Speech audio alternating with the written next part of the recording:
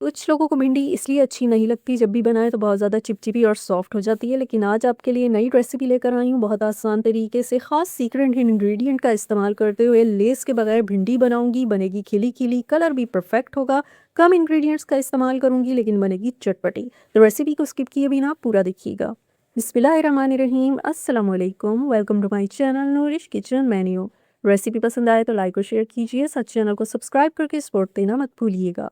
Recipe को यहीं से शुरू करती हूँ। बिस्मिल्लाहिर्रहमानिर्रहीम। रेसिपी बनाने के लिए 1 किलो भिंडी ली है। भिंडी में रेत बहुत होती है तो अच्छी तरह से धो के और अच्छी तरह खुश्क किया है, क्योंकि गीली भिंडी को कट करें तो वो चिपचिपी बनती है।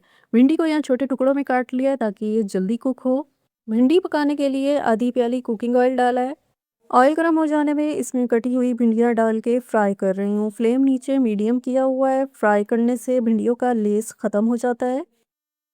3 मिनट तक भिंडियों को खाली फ्राई किया है। अब इसमें आधा कटा हुआ नींबू निचोड़ रही हूँ। नींबू के रस से जो है भिंडियों का लेस पूरी तरह ख़त्म हो जाता है, टेस्ट इन्हेंस होता है और ये खिली खिली रहती हैं।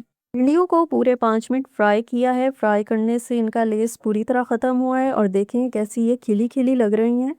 तो यहाँ पर अब इसमें मैं शामिल कर रही हूँ 2 अदद दरमियाने साइज़ की स्लाइस की हुई प्याज। प्याज डाल के अब भिंडी समेत जो है 1 से 2 मिनट तक इसको मैं फ्राई करूँगी मज़ीद, ताकि थोड़ी सी प्याज में सॉफ्टनेस आ जाए।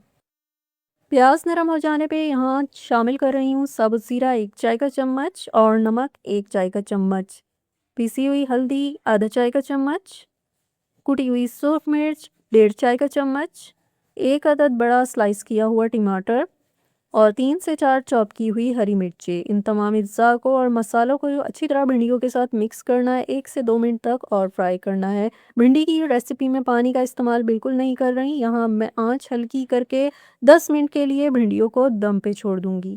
पानी का इस्तेमाल इसलिए नहीं कर रही हूँ, हल्की आंच पे पकाने से टमाटर और भिंडी के अपने पानी में ही पक के भिंडियाँ गल जाएंगी। 5 मिनट दम देने के बाद भिंडियों को हल्के हाथों से ऊपर नीचे करना है। नमक यहाँ कम लग रहा था तो मज़ीद ऐड किया है। दोबारा से मिक्सिंग करके भिंडियों को मज़ीद 5 मिनट का दम दूंगी। भिंडियों को टोटल 10 मिनट दम देने के बाद चूल्हा कर दिया है बंद और यहाँ हमारी ज़बरदस्त सी भिंडियों की रेसिपी हो गई है डन। कम टाइम में आसान तरीके से आज आपको भिंडी की सब्ज़ी बना के दिखाइए। आप देख सकते हैं कि भिंडियाँ कितनी खिली खिली हैं, ना इनका रंग ख़राब हुआ है, बड़ी अच्छी खुशबू आ रही है और जायके में मज़ेदार हैं। तो भिंडियों की इस रेसिपी को पराठे और रोटी के साथ आप बना के खाएं, हर तरह से मज़ेदार लगेगी। रेसिपी को ट्राई करके फीडबैक ज़रूर दीजिएगा। दुआओं में याद रखिएगा। अल्लाह हाफ़िज़।